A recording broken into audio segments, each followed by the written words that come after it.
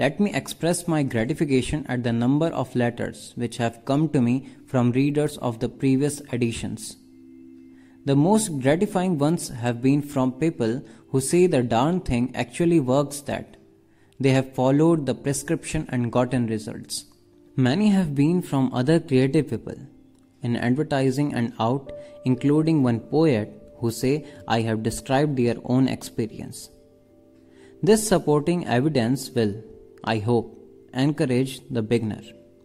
A few correspondents have been good enough to send me references to other literature in which they have run across discussions of this subject. This has helped expand my own knowledge of it.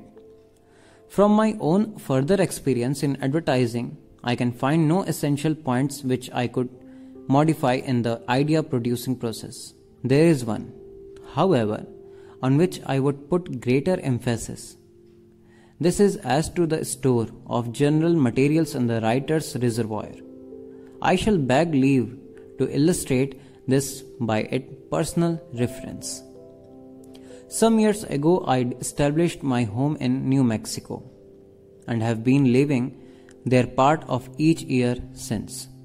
As a result, I got interested in a whole new range of subjects, including Indian life, our Spanish history, native handicrafts, folkways of primitive peoples, etc.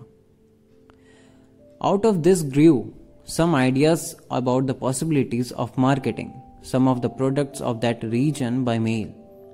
I started with one of them, hand-woven neckties, wrote some advertisements about them, and copy tested them.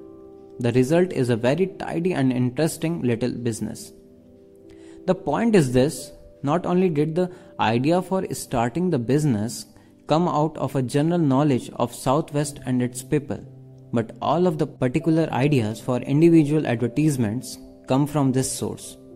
If I had never gotten interested in Indian lore, Spanish American history, the Spanish language, the handicraft philosophy, and so on, for their own sake, I would have none of the reservoir of material which I believe makes this advertising effective. I have seen the truth of this principle 1,000 times in practice. There are some advertisements you just can't write until you have lived long enough, until, say, you have lived through certain experiences as a spouse, a parent, a businessman, or whatnot. The cycle of the years does something to fill your reservoir, unless you refuse to live emotionally. But you can also enormously expand your experience. I is like the author of Sand Harbor, I believe, who had never been to South America, yet wrote a corking good adventure book about it. I am convinced, however, that you gather vicarious experience best, not when you are honing up on it for an immediate purpose, but when you are pursuing it as an end in itself. Of course, if you considered that your education was finished when you left college and would not be caught dead with a copy of, say, one of Jane Austen's novels under your pillow, go no farther. In that case, you will probably never know how the landed gentry of early 19th century England scorned people in trade, nor have any ideas about why the Hudson Valley Square, strain in this country, does the same, and that just possibly someday might keep you from producing a really effective series of snob appeal advertisements for the carriage trade. Of course, this is a disappearing race, so maybe it doesn't matter. But the principle of constantly expanding your experience, both personally and vicariously, does matter tremendously in any idea producing job. Make no mistake about it. Another point I might elaborate on a little is about words. We tend to forget that words are themselves ideas. They might be called ideas in a state of suspended animation. When the words are mastered, the ideas tend to come alive again.